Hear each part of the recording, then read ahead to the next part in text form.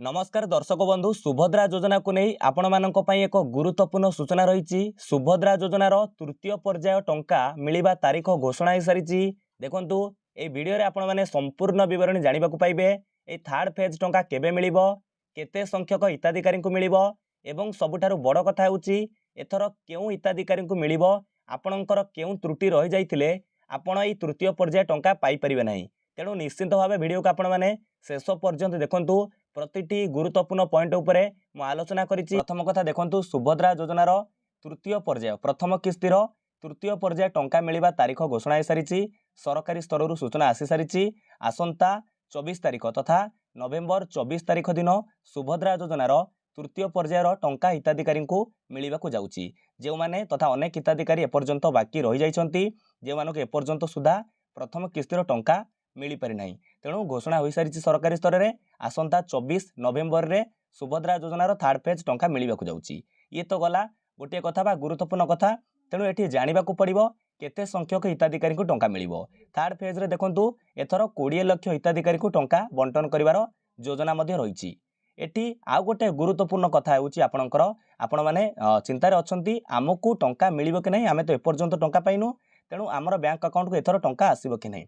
गोटे कथा को आपण सबले लक्ष्य करंतु, आपणकर बैंक अकाउंट रे जदि डीबीटी लिंक रही डायरेक्ट बेनिफिट ट्रांसफर हो पारुछि तथा आपणकर आधार कार्ड बैंक अकाउंट सहित संजोग रही, आपणकर बैंक अकाउंट चालू रही तथा एक्टिव रही ट्रांजैक्शन हेउछि, तेबे निहाती भाव में आपणकर बैंक अकाउंट को सुभद्रा योजनार प्रथम किस्तिर टंका मिलिबो जदि आपण आवेदन करिसंती एवं आपण अपेक्षार अछंती टंका पाई परिना। देखंतु जदि आपणकर सुभद्रा योजनार रिजेक्टेड लिस्ट रे ना अछि किंतु आपण जणे योग्य हिताधिकारी अटंती, तेबे निश्चित भाव में आपण माने अभियोग करंतु। एबे अभियोग प्रक्रिया चलीछि, आपण माने ऑनलाइन रे अभियोग करि परिबे।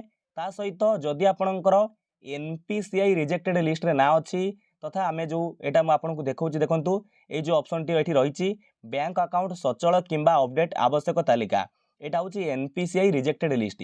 जदि ए लिस्ट रे आपणकर ना अछि तेबे तुरंत आपणकर जेउ बैंक रे बैंक अकाउंट रहिछि सेही बैंक शाखा को जानतु। आपण जेउठी बैंक अकाउंट खोलिथिले सेही बैंक को जानतु एवं सेठारे आपणकर बैंक अकाउंट रे आधार कार्ड को संजोग करंतु किंबा देखि नियंतु, सेमानंकु कुहंतु आमर सुभद्रा योजनार एनपीसीआई रिजेक्ट तालिका रे ना आसीछि तथा सेमाने कहि परिबे आपणकर केउ कारण जोग एनपीसीआई रिजेक्ट तालिका रे ना आसीछि, आपणकर बैंक अकाउंट रे कोन अपडेट करिवार आवश्यकता रहिछि सेमाने कहि परिबे। एवं एहा सहित जदि आपणकर रिजेक्टेड लिस्ट ना शो करूछि, आपण निहाती भाबे अभियोग करंतु। जदि आपण जणे योग्य हिताधिकारी होइतिबे आपणको परवर्ती समय रे पैसाटी मिलि जिवो। आ जदि आपणकर सुभद्रा योजना स्टेटस चेक करिवा समय रे अंडर प्रोसेस शो करूछि एवं आपणकर बैंक अकाउंट सहित डीबीटी लिंक रहिछि, सब किछि ठीक ठाक अछि, तेबे निश्चित भाबे आपण निर्द्वंद रहंतु। आपणकर बैंक अकाउंट को नवेम्बर 24 तारीख दिन सुभद्रा योजनार प्रथम किस्तिर तृतीय पर्याय टंका बा 5000 टंका पहुंची जिवो। ये थिला आपण मानक पई किछि गुरुत्वपूर्ण सूचना।